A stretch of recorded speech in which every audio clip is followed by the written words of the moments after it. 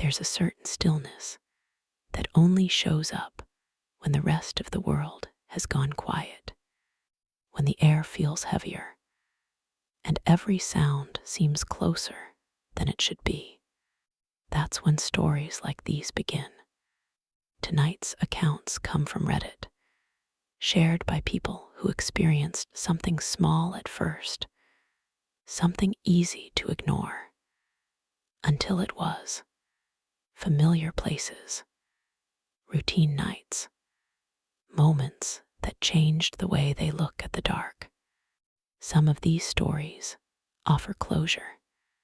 Others leave behind questions that never stop echoing. So before we start, take a breath and look around.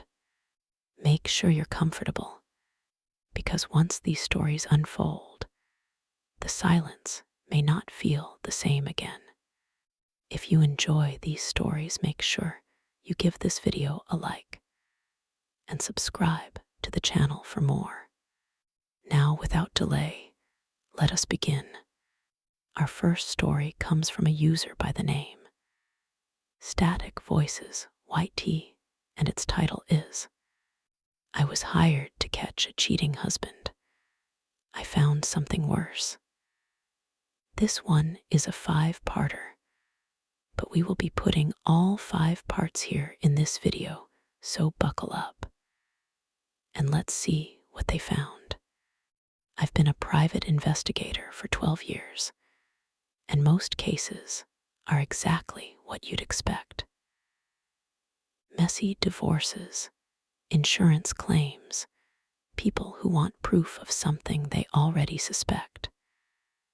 When a woman hired me to follow her husband, I figured it would be another routine job. A few photos, a written report, maybe a court appearance if things got ugly. But the first night I tailed him, something felt off. Not in the guilty way most cheaters act. No nervous texting, no detours to cheap hotels, no obvious double life. He moved with a kind of purpose I couldn't figure out. Every turn he made seemed intentional. Every stop felt planned. I didn't know it at the time, but this wasn't a cheating case. Not even close. It all started when I received a voicemail.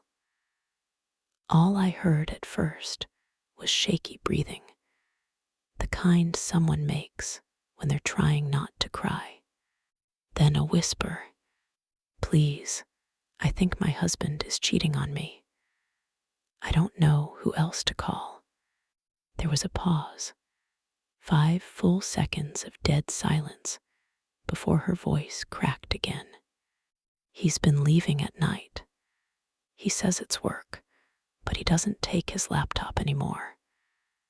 And he comes home different, not tired, excited, like he enjoys whatever he's doing. Please help me. I need to know what he is doing."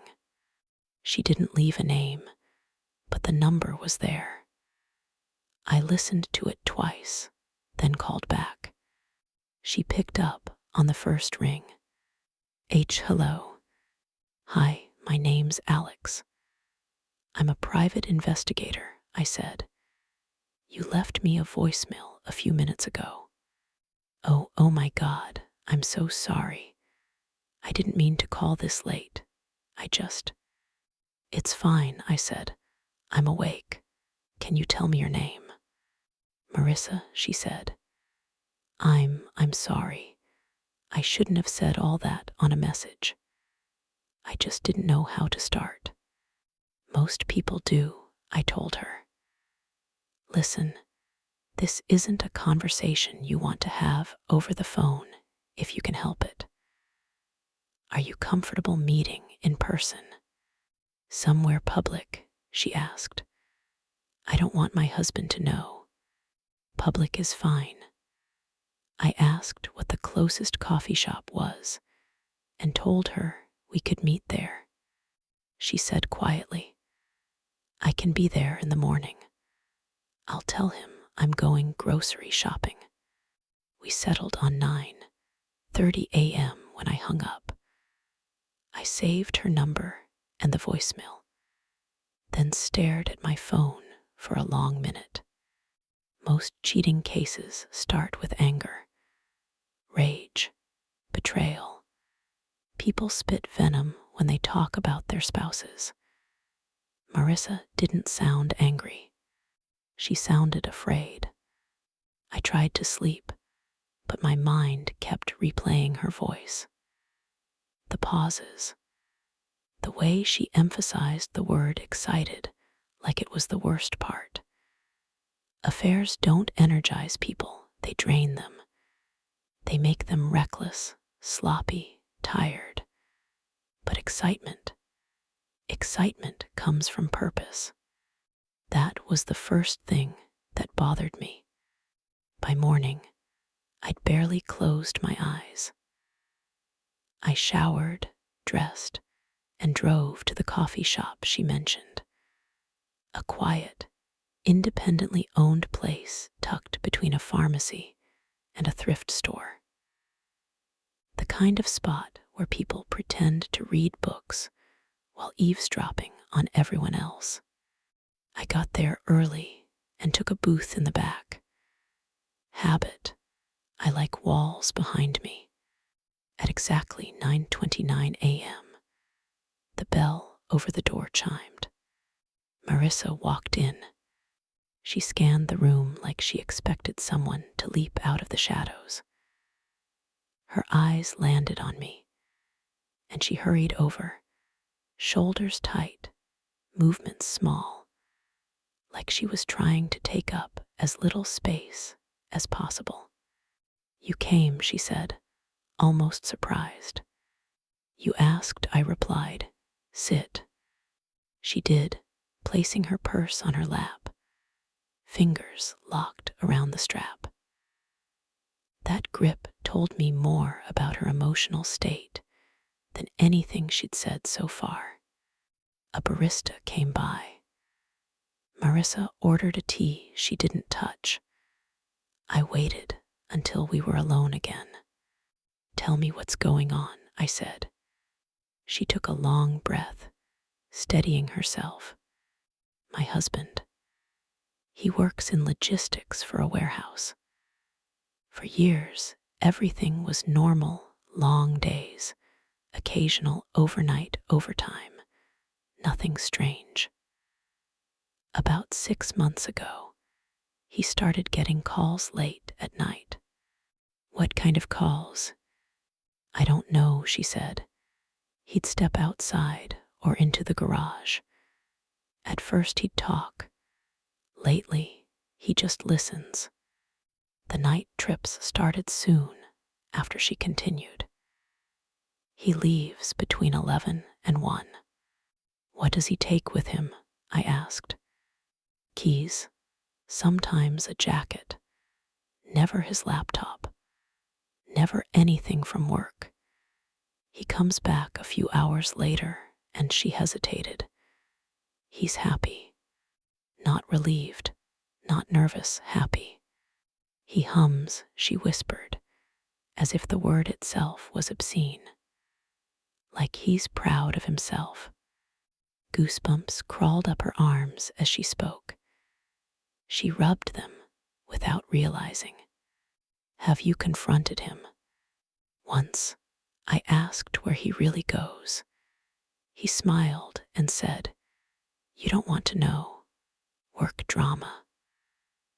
Then he kissed my forehead and went to bed like nothing happened. I know he isn't being called into work randomly." There was no tremor in her voice when she repeated those words. Just certainty and fear. "What do you want from me?" I asked. She didn't look confused. She didn't hesitate. She didn't flinch. "I want to know what he's doing," she said. "Whatever it is, I have to know." I slid a contract across the table. She signed without reading. Don't confront him again, I told her. Don't change your behavior. Act like life is normal. I'll handle the rest. She nodded, stood, and left without finishing her tea. I waited a minute, then stood to go. That night, when their garage door opened at 11:42 p.m., I was already parked a block away. Lights off, camera ready, tracking him before his tires even hit the street. I thought I was about to expose a cheater. Instead, I was about to follow a man into the darkest hobby I've ever seen. He didn't take the highway, and he didn't go anywhere near the industrial district Marissa mentioned. He drifted along back roads like someone following invisible directions, never signaling, never hesitating. Every time I thought I'd lost him, he'd reappear at the next intersection. At 12:17 a.m., he turned into a storage facility, a fenced-in patch of metal buildings on the edge of town. One flickering street lamp buzzed overhead, illuminating rows of roll-up doors. Nothing about the place screamed criminal. It was too normal, too boring. And somehow, that made it worse. He rolled down his window, punched a code into the keypad, and the gate slid open with a cheerful beep that didn't match the dead silence of the night. No bags, no boxes, no laptop, just keys and a casual stroll like he'd done this 100 times before. I waited 30 seconds, then slipped inside behind him. I killed my headlights, creeping down the center lane until I spotted him halfway down row C, standing in front of a unit marked 109. His shoulders relaxed as he lifted the door. That's when I heard it.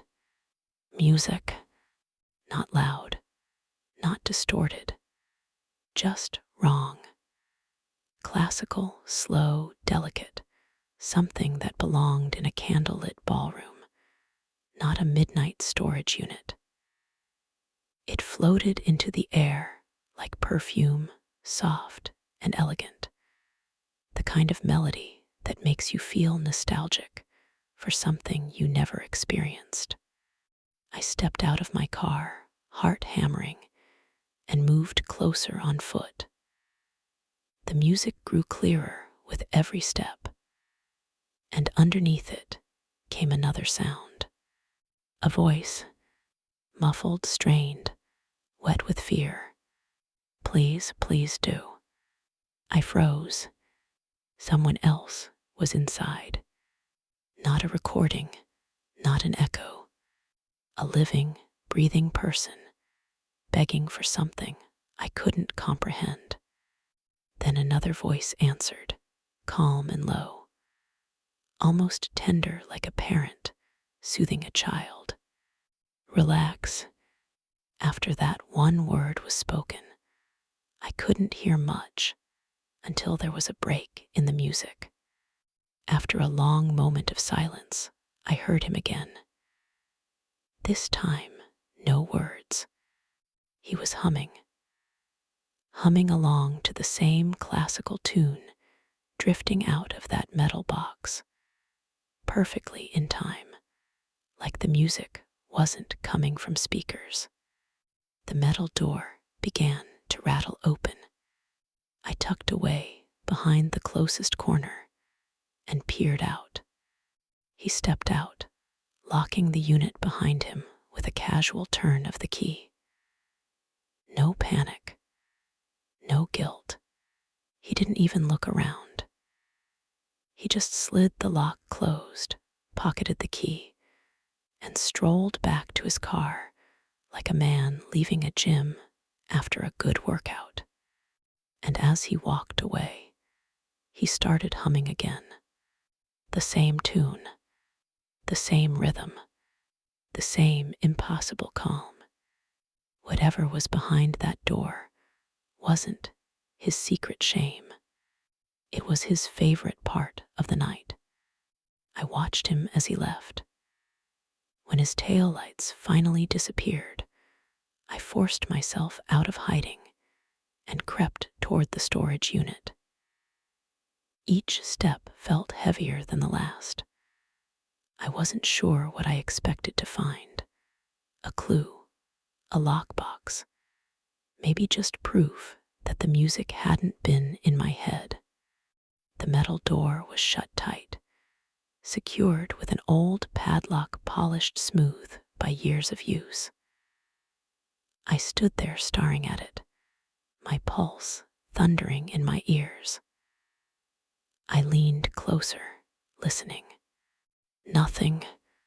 No music, no voices, no breathing.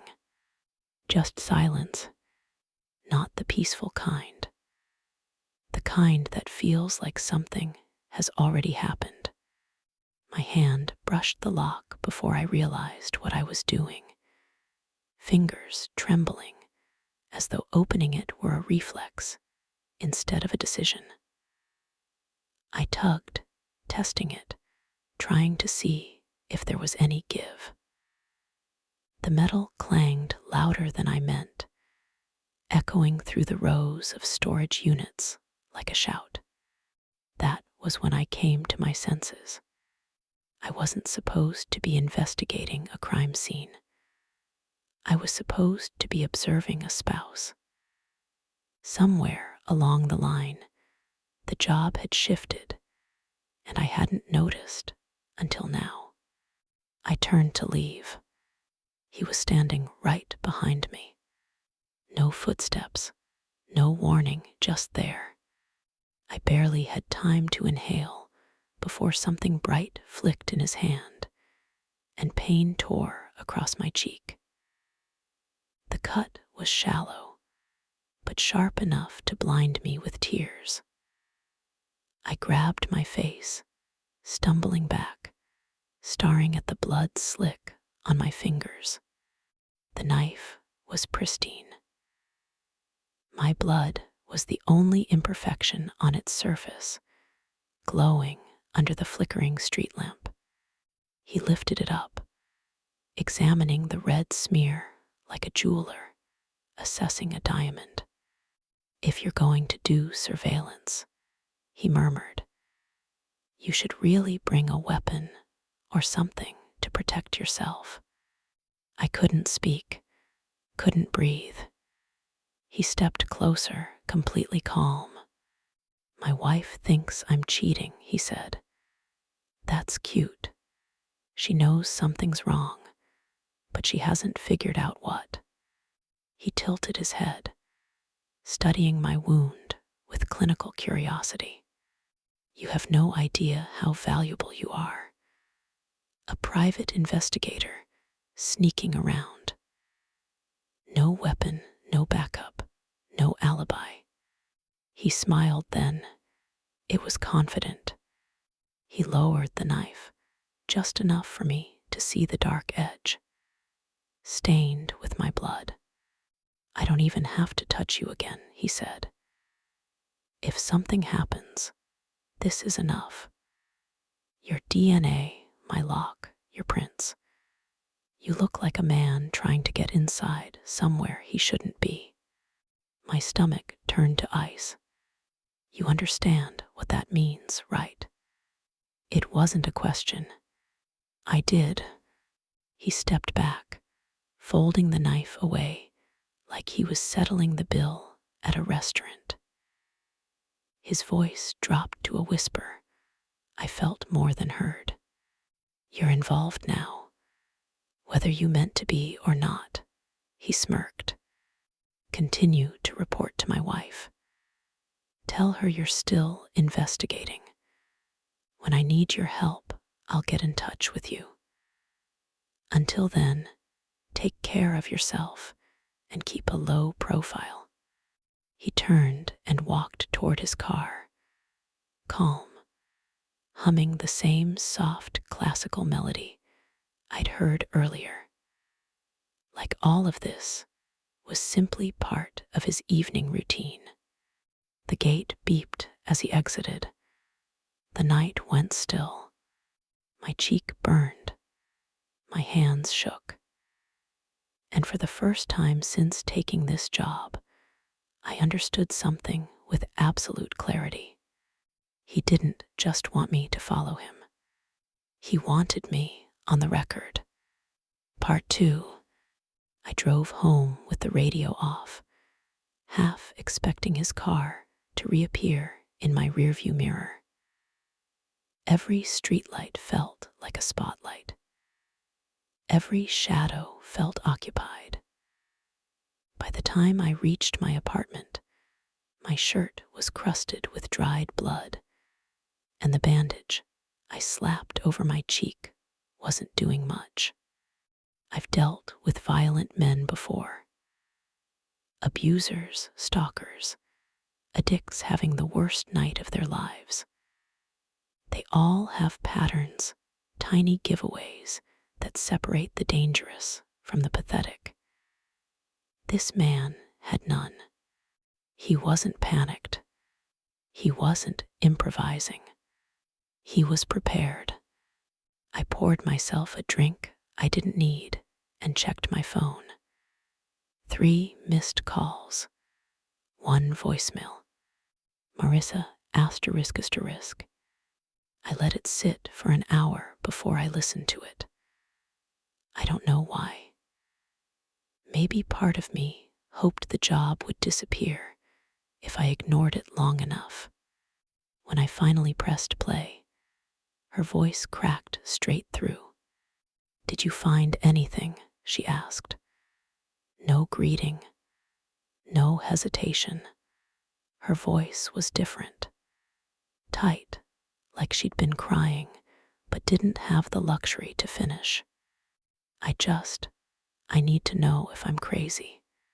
Crazy? No. If anything, she was the sanest person in this entire situation. I didn't call her back. Not yet. I needed distance, perspective, a plan. But at 3:12 a.m., my phone buzzed again. Not a call, a text message from an unknown number. Unknown. "Good evening, Alex. How's the cheek?" My throat closed. Another message arrived before I could finish reading the first. Unknown. "Don't make this me against you. I'm not your enemy. You're lucky. I like your skill set. Consider this a recruitment asterisk." Recruitment.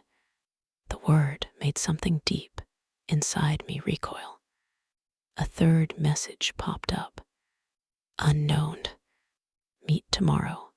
Noon. Same coffee shop. Sit where you sat with my wife. Don't be late." I stared at the phone for a long time, pulse pounding loud enough to hear. There was no question how he got my number. He'd planned for everything. He didn't just anticipate someone following him. He'd prepared for it. I didn't sleep. I just watched the night melt into morning, while my cheek throbbed like a reminder carved into my face. At 11:58 a.m., I walked into the coffee shop. Same bell. Same smell of burnt espresso and old books. The same barista who didn't recognize me, which somehow made this feel even more surreal. He was already there, sitting in the same booth Marissa had sat in, like he'd swapped seats in some twisted game of musical chairs. His posture was immaculate, relaxed, polished, like he belonged here and I didn't. "Alex," he said, smiling like we were old friends. There was no knife this time. That somehow scared me more. I sat. He slid a folder across the table. Thin, my name written on the tab.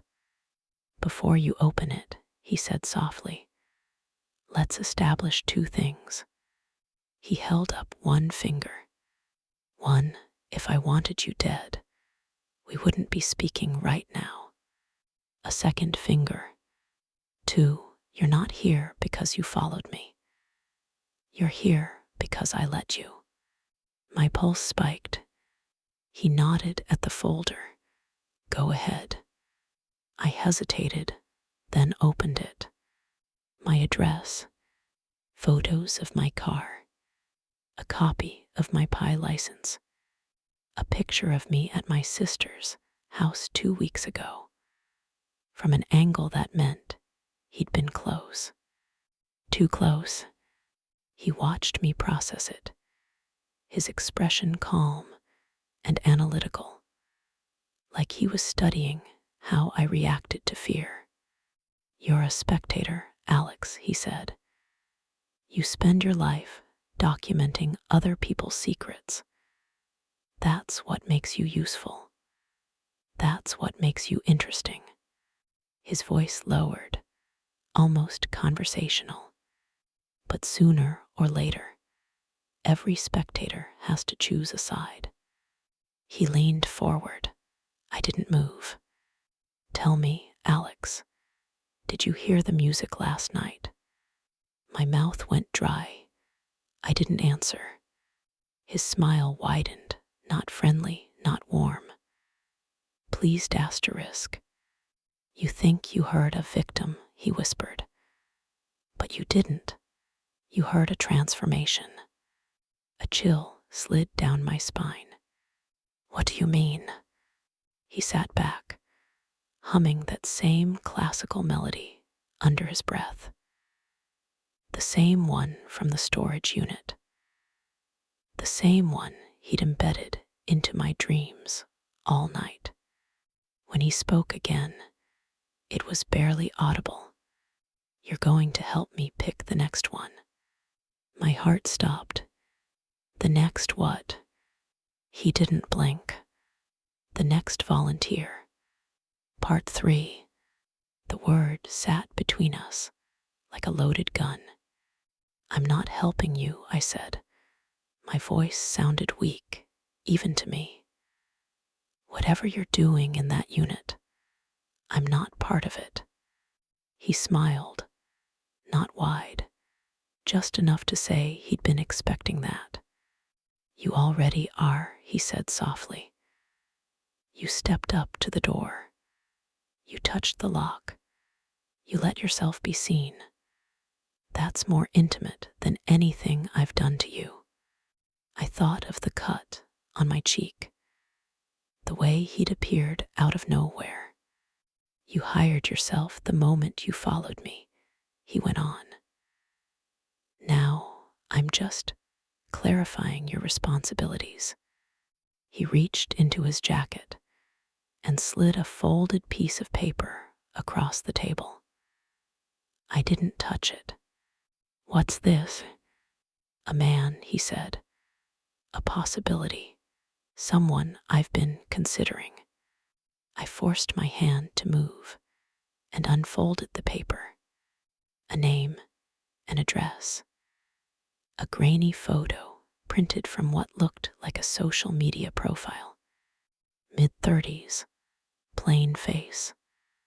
The kind of guy you forget the second you look away. Why him? I asked. His eyes lit up like a teacher, pleased a student, had finally asked the right question. Because he's boring, he said. Boring people are easy to overlook, easy to move, easy to shape. My stomach turned. I'm not doing this. You will, he said calmly. He tapped the paper with one finger. Follow him, watch him, learn his habits. Then tell me if he's a good fit. A good fit for what? I asked. even though I already knew. He tilted his head. You heard the music. You heard the voice. You heard the humming. I don't think you need me to draw a picture. I swallowed hard. What if I tell you he's not? I asked. What if I say he's wrong for whatever this is? What if I say no? He studied me for a long moment, not annoyed, not frustrated, curious. Then I'll believe you, he said. He must have seen it in my face, because his smile twitched. Lying is dangerous, Alex, he added. But honesty is binding. If you tell me he's a bad choice, I will treat him as such. His eyes didn't leave mine when he said it. He wanted me to hear every word. You're the investigator, he finished. I trust your judgment. He stood up, smoothing his jacket like this had all been a regular business meeting. Follow him for 3 days, he said. Then call me. Not text. Call. I prefer to hear your voice when you decide whether someone gets to keep theirs. He turned to leave. Why me? I asked. He stopped with his hand on the back of the chair.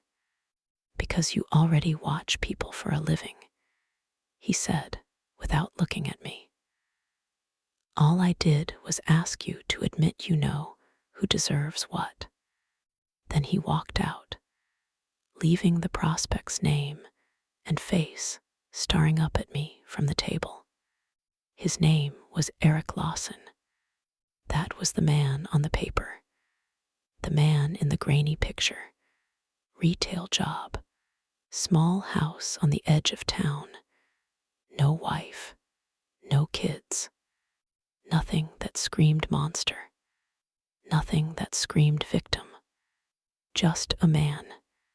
The first night, I sat in my car across from his building, camera in my lap, notebook open on the passenger seat. Old habits took over before my conscience could argue. I wrote down comings and goings, who he talked to, how long he stayed out, what time the lights went off. He ordered delivery, watched something on TV, fell asleep on the couch. No late night visitors, no drug deals, no violence. Normal, painfully normal. The second day, I followed him to work. He managed a mid-sized home improvement store. Shifts, schedules, returns, customers with broken things, and half-finished projects. He smiled at coworkers, checked on a cashier who looked like she'd been crying, helped an older man load lumber into his truck. He wasn't perfect. Nobody is. I caught him snapping at a teenager who kept checking his phone. I saw him pocket a small item. Nothing big, a box cutter or a tape measure. The kind of small theft that happens 1,000,000 times a day. It didn't feel like the kind of sin that deserved a metal door and humming behind it. By the third day, I knew one thing for sure. If I said yes, if I told that man in the coffee shop that Eric fit, I was picking him up and handing him over. My decision, my responsibility, my guilt. I couldn't do it. So I built myself a way out. I stayed up late, drafting the report.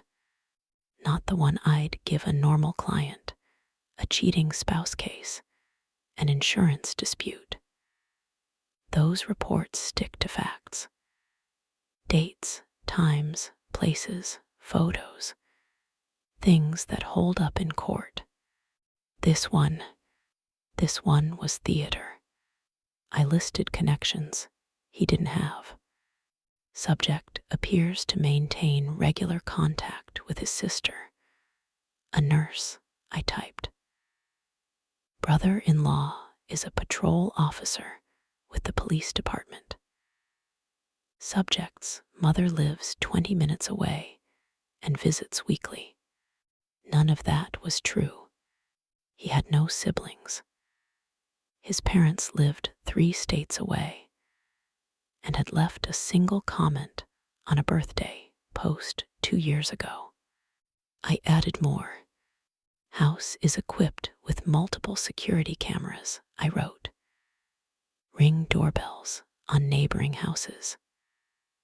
Subject's employer is part of a larger corporate chain with strict HR protocols and internal review policies. Subject is well liked by coworkers and known by name by regular customers. I upscaled everything that could make him visible, connected, risky, the kind of man people noticed, the kind of man people would miss. At the bottom, I wrote the sentence I hoped would end this. Assessment. Subject is not a viable prospect.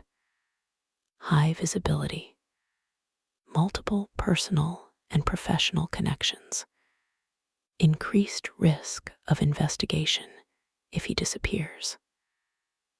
Recommend abandoning subject and seeking alternative candidate. I read it twice. If I did nothing, Eric was exposed. If I told the truth, he was exposed. This felt like the only option left that wasn't a direct death sentence. I hit send. My email client told me it was delivered. I shut the laptop and sat in the dark for a long time. You lied, a small voice in the back of my mind whispered. I told it to shut up. I went to bed and didn't sleep. He called me the next afternoon. No unknown number this time. Just the same calm voice that had hummed in the storage unit and turned my blood to ice. Good afternoon, Alex. I swallowed. Did you read it? I asked. I did, he said. It was thorough. There was something in his tone I couldn't place. Not approval, not anger. Something worse. Meet me, he said. Same place. The coffee shop. My grip tightened on the phone. I already told you. You lied, he said quietly. I think that deserves a face-to-face, don't you?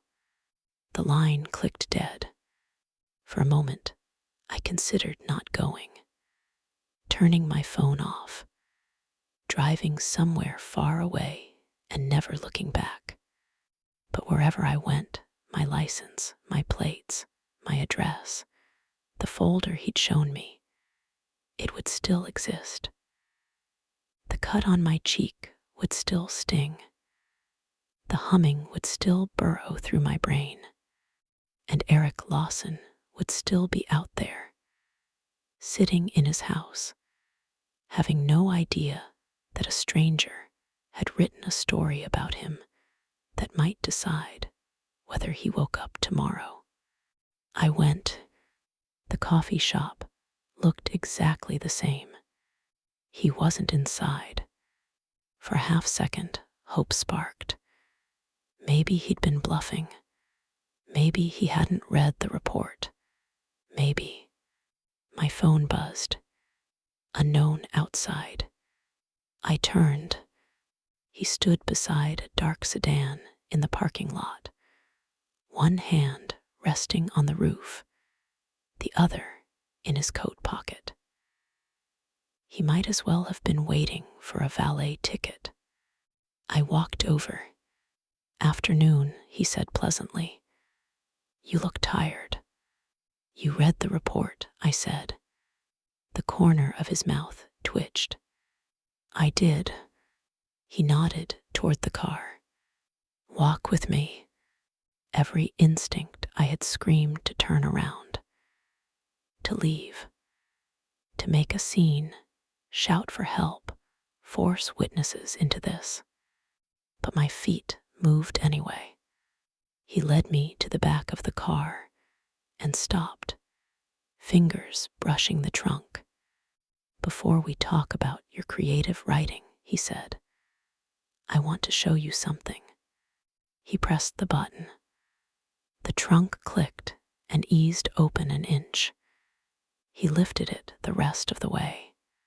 Eric Lawson was inside, duct tape over his mouth, zip ties around his wrists and ankles, eyes red and swollen.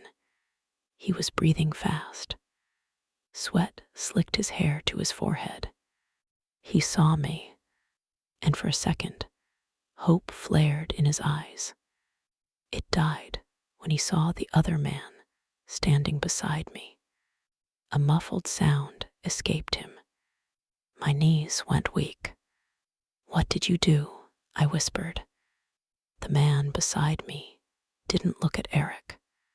He looked at me. You said he had family close by, he said calmly.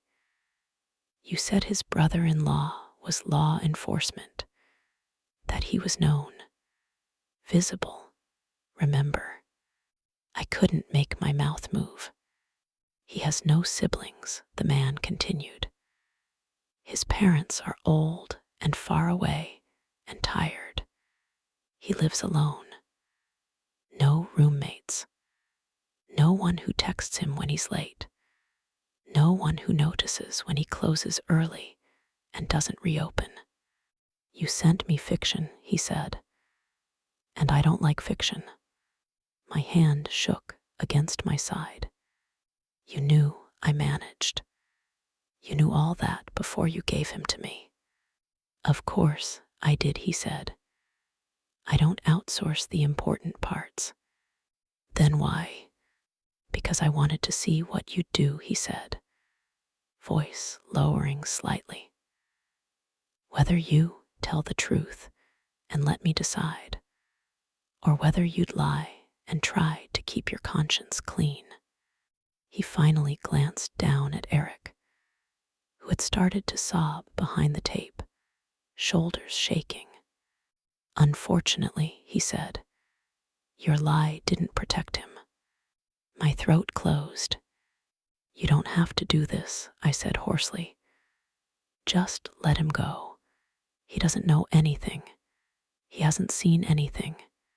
He's just unusable, the man interrupted softly. The word hit harder than a slap. What? Prospects have to be clean, he said. Untouched. You looked at him. You judged him. You changed him. He was going to be something. Now he's just a ruined ingredient. He closed the trunk gently. What are you going to do to him? I asked. He tilted his head slightly.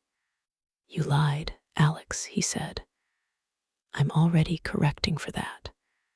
I don't think you want the details. You said if I told you he was a bad choice, you'd treat him as such, I said. My voice sounded distant, like it belonged to someone else. I am, he said. He's useless now. Don't be sentimental, he said quietly. You tried to play a game. You lost. That's all this is. That's a person, I snapped, louder than I meant to. That's a man who's never done anything to you. His eyes flicked to my bandaged cheek, then back. He has now, he said. He let you near him. He watched me wrestle with it. Watched the guilt sink its teeth into me and shake. Then he smiled. Not pleased, not cruel. Satisfied. Now, he said, you understand what a lie costs. I stared at the closed trunk. You could have done this without me, I whispered. I could have, he agreed, but then you wouldn't feel it. What do you want from me? I asked. I hated how small I sounded. For you to stop pretending you're neutral, he said. You spend your life deciding who is right and who is wrong and who deserves to have their secrets exposed. All I'm asking you to do is admit it. He reached into his coat again and pulled out another piece of paper. This one was blank, except for a single line printed at the top. Candidate. He handed me a pen. Find someone who deserves it, he said. You owe me one. I'm not. You lied, he repeated, because you wanted to save yourself from choosing. That cowardice cost him. He nodded at the trunk. If you lie again, someone else pays, he said. If you pick thoughtlessly, someone pays. The only way you walk away from this with even a sliver of your conscience intact is if you do what you already do every day. He leaned in close. Investigate, he whispered. Judge, choose. He stepped back. I don't need you to like it, he added. I just need you to be good at it.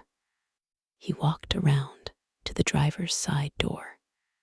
Please, I said. I wasn't even sure who I was begging for anymore. He paused.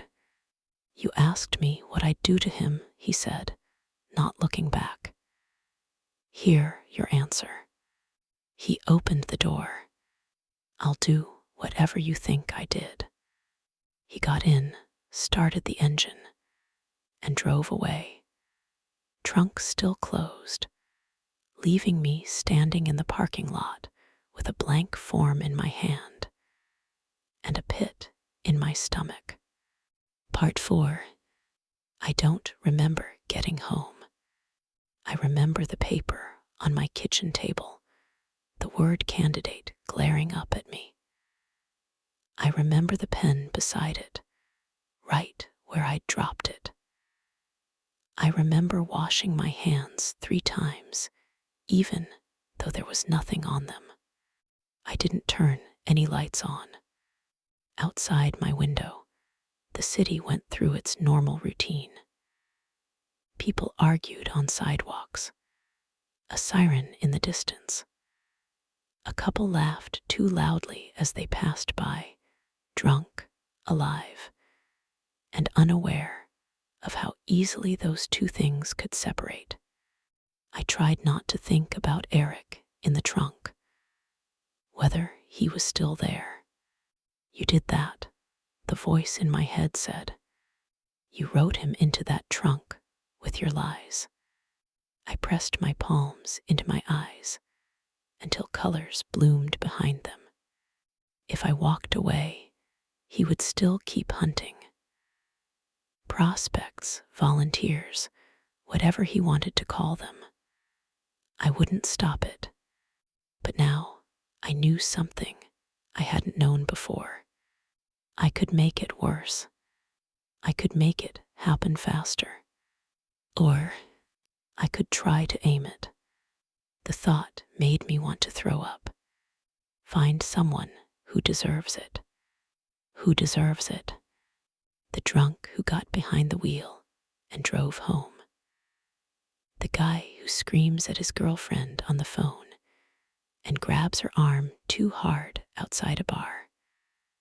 The landlord who ignores the mold in his tenants' walls. The cop who cuts corners. I stood at the window and watched people pass under the streetlight. Each of them a file I could open if I wanted to. For 12 years, I've watched people from behind glass, behind lenses, behind legal language. I've always been able to tell myself I was neutral and in control. My phone buzzed. Unknown, I'm patient, Alex, but not that patient. Unknown, the longer you wait, the more people I look at on my own. The implication was clear. Do nothing, and who knows how many end up like Eric. Act, and at least I could tell myself I picked someone who deserved something. I picked up the pen. Outside, on the corner, a man in a suit was yelling into his phone, one hand slicing the air. I'd seen him before, always cutting people off in traffic, always shoving past slower pedestrians. Last week, I'd watched him grab a waitress' wrist when she got his order wrong. I watched him now, his face twisting, his voice rising.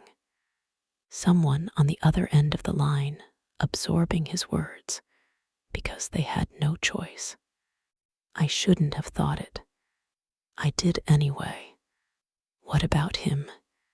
My grip tightened on the pen until it hurt. The line on the page waited. Candidate. I told myself I was just thinking, just watching, just doing what I always do. But my hand still moved, slowly, as if someone else were guiding it. I wrote a name, and the moment the ink dried, I understood the worst part of all of this. He hadn't forced me to. He'd just given me a reason. I stared at the word until it blurred. The room felt smaller, like the walls were inching closer one breath at a time. Eventually, I set the pen down and stepped back. I should have torn it up. I should have burned it. Instead, I left it sitting there on the table like evidence at a crime scene. My phone buzzed again. This time it was unknown. Marissa. For a few seconds, I just watched the screen light up. My thumb hovered over the answer button and didn't move. The call went to voicemail. A notification popped up. One new message. I told myself not to listen. Not tonight. Not with that paper still drying on the table. I pressed play anyway. Her voice came through in a strained whisper, like she was calling from inside a church or a hospital. Alex, it's me. I know you said you'd keep looking into him. She took a shaky breath.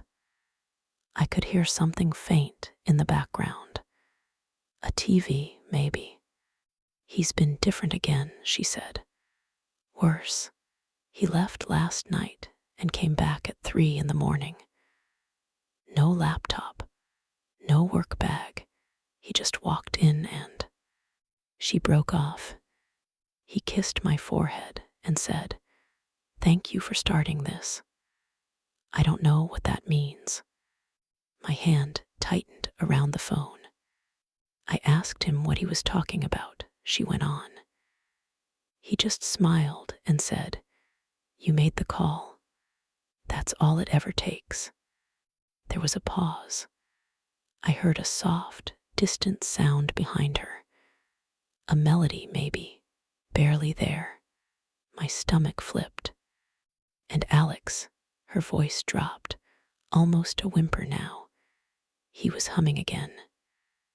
That same song. The one I told you about at the coffee shop. Another pause, longer this time. He said he's excited, she whispered. He hasn't used that word in days. Not like that. I don't know what you found, or if you found anything. Her breathing hitched. Silence. When she spoke again, the fear in her voice was no longer just about her husband. "Please call me back," she said. "I feel like something already started, and I missed it. The message ended with a soft click. For a long time, I just stood there in the dark, phone in one hand, the paper on the table in front of me. I realized my jaw was clenched. My shoulders were tight. My throat hurt. And under all of that, under the ringing in my ears and the pounding in my chest, there was something else. A sound, quiet, steady, familiar. It was coming from me. I was humming. Part 5. What was wrong with me? The paper sat on my kitchen table all night. I must have looked at it 100 times. The name glared up at me like it was waiting for permission. Candidate Ryan Hale. I hadn't thought about Ryan in years. A domestic case. A man who knew exactly how far he could go without getting arrested. A man who left bruises no one photographed.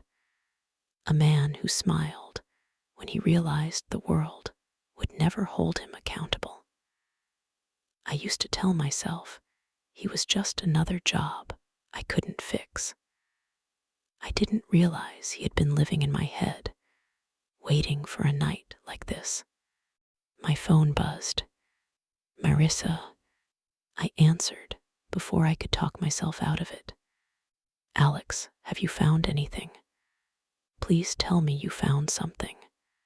Her voice cracked on the last word. She wasn't curious. She was desperate.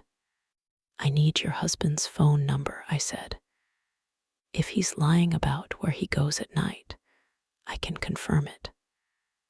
I can check incoming and outgoing calls. If he's not cheating, then he's covering something else. And I need his number to prove it. It sounded clinical, professional. I told myself it was the right thing to say. She gave it to me like she had been waiting for someone to ask. A sound cut her off. A door, footsteps. Who are you talking to? Her breath hitched. The line went dead. I stared at her husband's number until my hand moved on its own. I sent him Ryan Hale's file. Every note, every detail, every reason I once believed Ryan deserved something the law never gave him. The moment I hit send, I felt something I couldn't name. Not regret, not fear, something like momentum. Like once the name was out there, it was no longer mine. My phone buzzed again. Unknown, thank you. I don't know how long I stood there staring at that message. It wasn't gratitude. It was acknowledgement. A little after 8, another message came. Marissa, can you come to the house? I don't know what to do. Something is wrong. Please. I drove without thinking. Every light was green. Every turn felt familiar. The house was dark when I got there. I rang the bell. No answer. My phone lit up. Unknown, her knight in shining armor. Thank goodness you came. I turned in a slow, controlled movement. Like sudden motion might break something already cracking inside me. Unknown storage facility. Row C, Unit 109. You want the truth? Here it is. The lot was exactly as I remembered it. Rows of identical doors. The buzz of a dying street lamp. The kind of silence that made it feel like the world stopped breathing. The unit was open a few inches. Music seeped through the gap. Classical, slow, perfect. A song I didn't know I knew until I heard it again. I lifted the door. Marissa was inside. She sat in a metal chair, wrists tied, tape across her mouth, eyes wide and glassy. She looked at me like I was the only person left who might still choose something different. Her whole body shook. She tried to speak, but only a muffled plea came out. I stepped toward her. A voice floated out of the dark behind me. She brought you here. He emerged from the shadows like he had been part of them. Calm, relaxed, completely aware of what he was in this moment and what I was not. People never understand what they begin, he said. They ask for help. They want answers. They think they are victims. They do not see the choices they make. I stared at Marissa. She shook her head frantically, eyes begging me to rewrite whatever story she had accidentally authored. What do you do to them? I asked. What is this? He stepped closer to the chair, but he didn't touch her. I remove the parts they refuse to admit exist, he said. The lies, the excuses, the stories they tell to avoid what they have done. People believe suffering is the punishment. Suffering is just awareness. Judgment is the punishment. The music pulsed. It wasn't loud. It was just everywhere. He pointed at Marissa. She ended a life. She fell asleep. She drifted into another lane. She was pregnant with our child. She killed our child. The police told her it was an accident. The world told her she was strong. Everyone cried for her. No one cried for the life that was taken. He looked at me the way a teacher looks at a student who finally asks the right question. There was no judgment. The floor tilted under me. My hands shook. The music crawled into my throat. You gave me Ryan Hale, he said. You remembered him. You judged him. You decided he deserved something.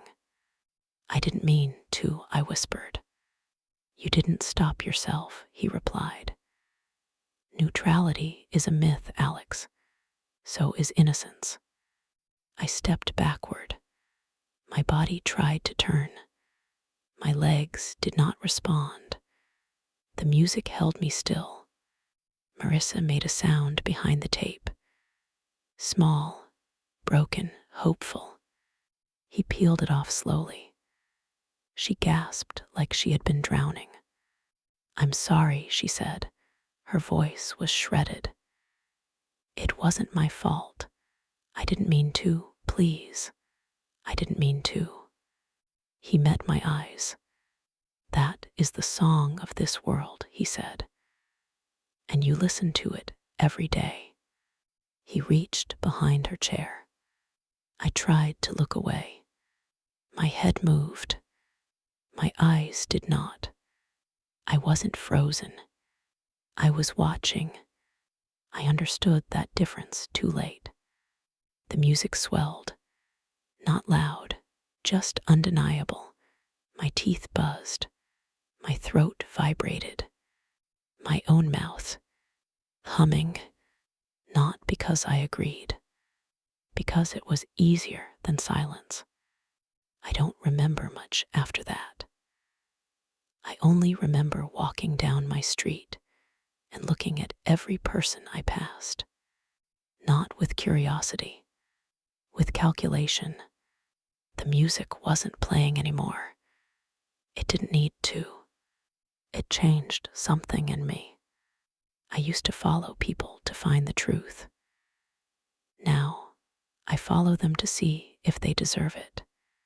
That one was definitely worth the 5 parts. If you made it through that whole story, congrats. and consider giving this video a like and subscribing to the channel. Now let's get on to the next story.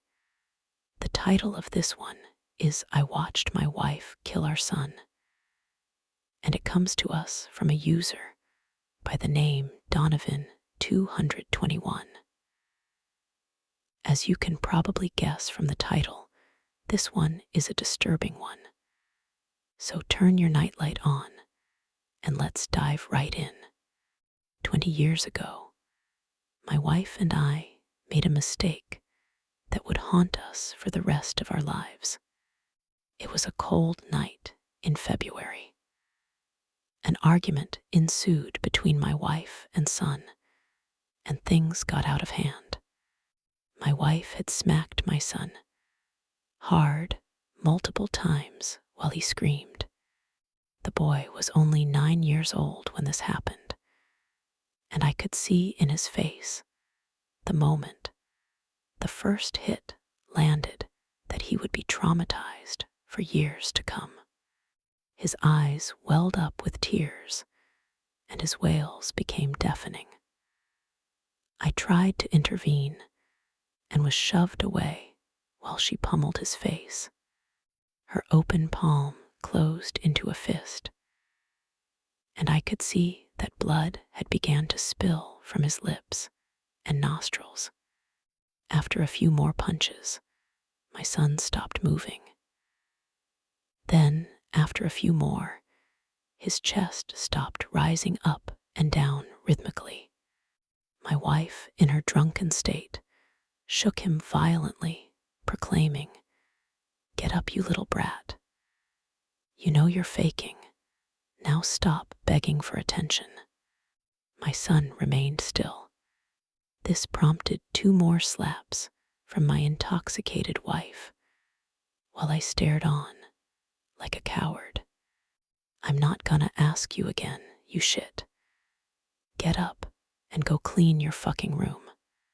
As the last word escaped her lips, I finally found the power to speak, though timidly. "Honey, I don't think he's getting up this time." "Bullshit.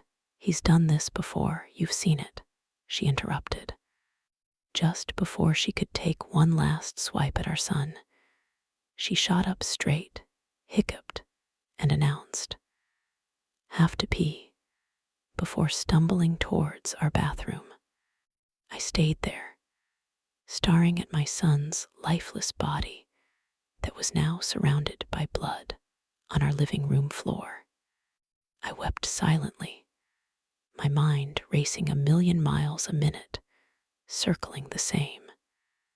How are we going to get out of this?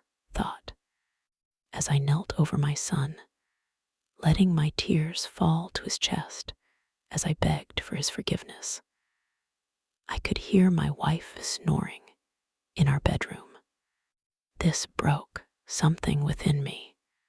I stopped crying. I stopped feeling. I stopped being sorry for myself. My wife had just beaten our son to death while I watched on, refusing to put an end to it. I was an accomplice. I was going to jail no matter what. But justice would not be even in this case. My actions compared to my wife's were absolutely minimal. But I guess that's where the problem arises. I felt a moral decay come over me as I inched closer and closer to our bedroom. I found my wife in a pool of her own urine, blackout, drunk on the bed that I paid for. I'm sure you can see where this is going, but I guess I should explain what happened. See, I couldn't find it within myself to bludgeon my wife, nor could I find it within myself to let her walk away from this. I'm uncomfortable with confrontation, and I hate blood. Why do you think I froze when everything was unraveling? But I needed to make her pay for this. Grabbing one of the pillows, I pressed firmly against her face. Once I started, I felt the anger in me rise to a boil, and before I could even realize, I was holding the pillow against my wife's face with all the force I could muster, while she kicked and flailed like a dying animal. That's what she was, a dying animal. Once she stopped moving, I couldn't help but feel a hint of irony. "Get up, you shit. I know you're faking," I whispered into her ear. I left the room calmly and went to the kitchen to brew a fresh pot of tea. If I was going to prison, I was at least going to make sure I got to enjoy one last delicacy before I was behind bars. As I sat on the couch in front of my son, I dialed up 911 and I told them plainly, "My name is Donovan Meeks. My wife murdered my son, and I've just murdered my wife before providing them with an address."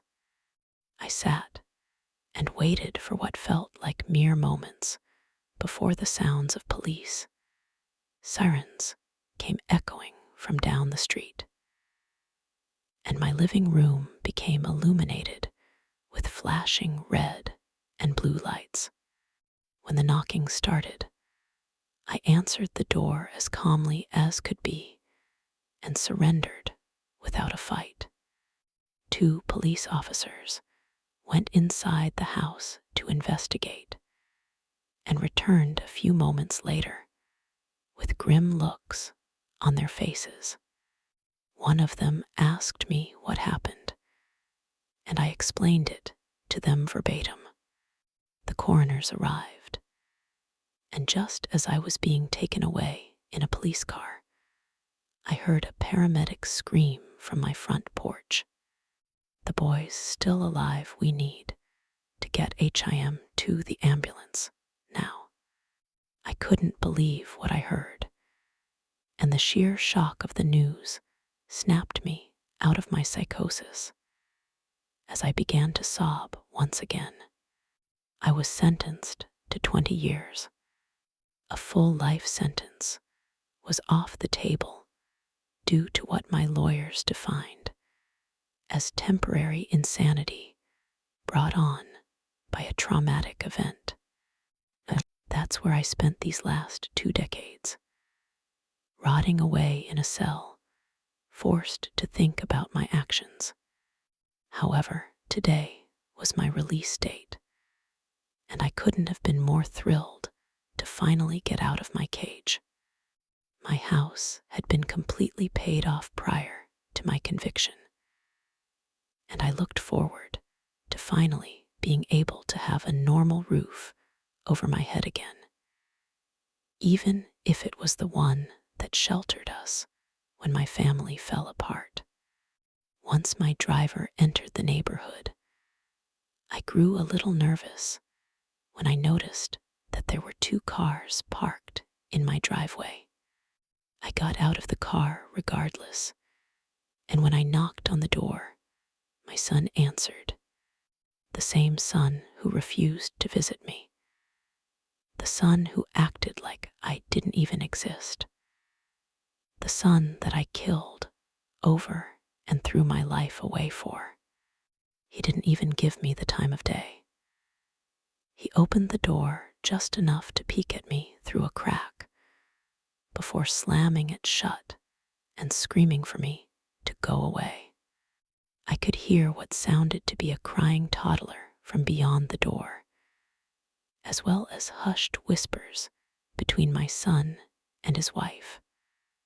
I assume I felt that feeling come over me again, that boiling rage that took over when I killed my wife. I tried to stifle it, but I couldn't. I'd been through too much to be shut out by some little brat and his family.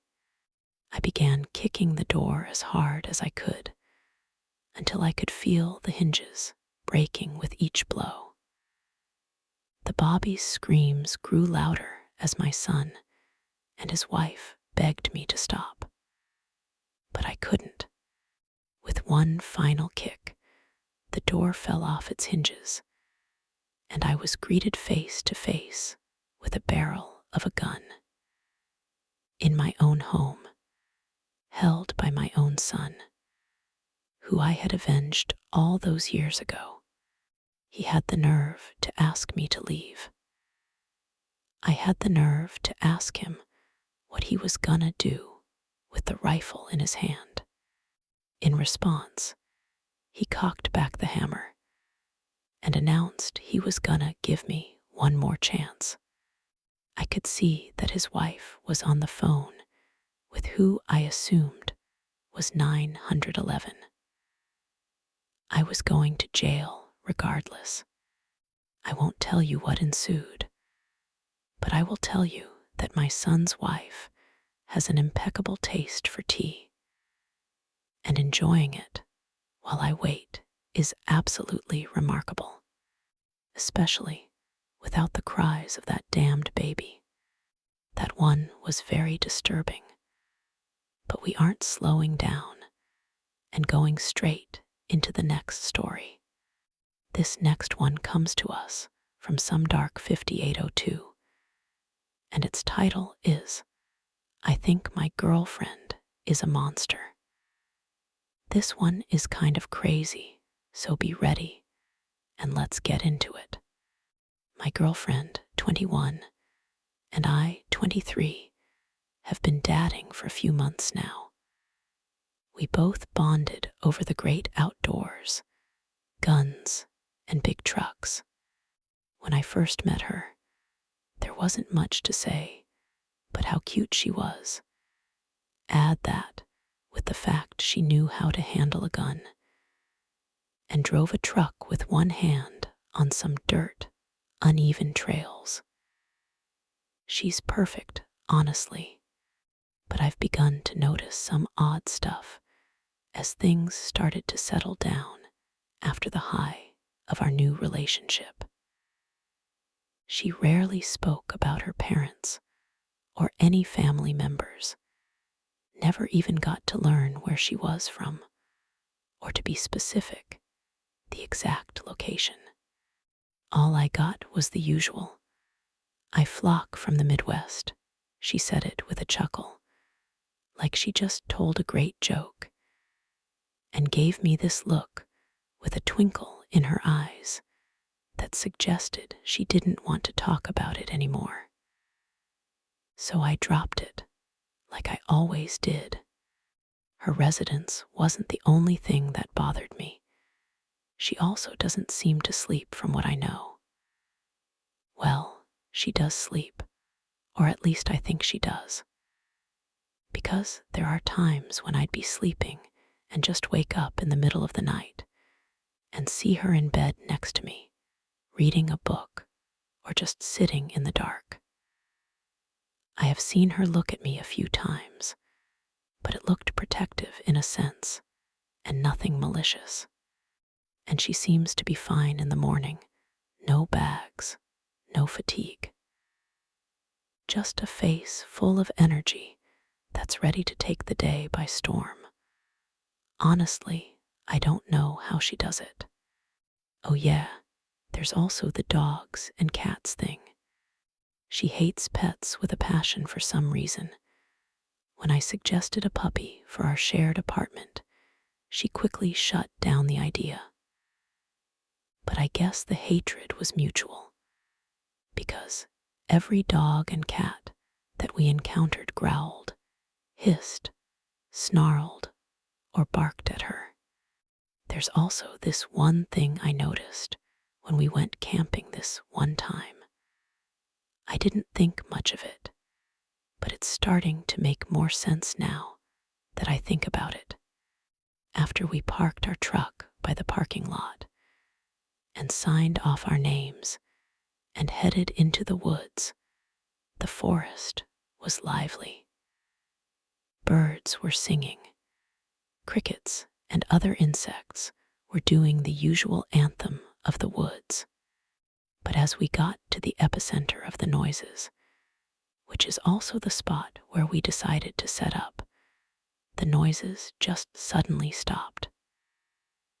Nothing, no birds, no insects, just eerie silence with an ominous breeze coming through.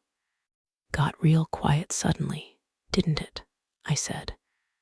But what she said next threw me off completely. That's just what happens when I'm around. You get used to it after a while.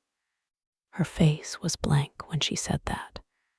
No smile, and not even her usual snarky cringe she does usually. She was dead serious. I never really thought much about it at first. But I've been online recently and have seen multiple videos about skinwalkers, wendigos, and other paranormal stuff. A forest going quiet out of nowhere, according to a video I watched, is not a good sign, and it got me thinking, was something in the area where we were? Or was the woods reacting to her? There was also this one time when we were camping in a different location. I was asleep in our tent, and I woke up to her gone. I got up and opened the flap to it and looked around but saw nothing. But then I heard breathing somewhere close to our tent, and I heard a deep crunching sound, like something was being torn apart, and she seemed to be grunting. But her grunts, they sounded different, more deeper, more angry. She seemed to hear me because it went silent.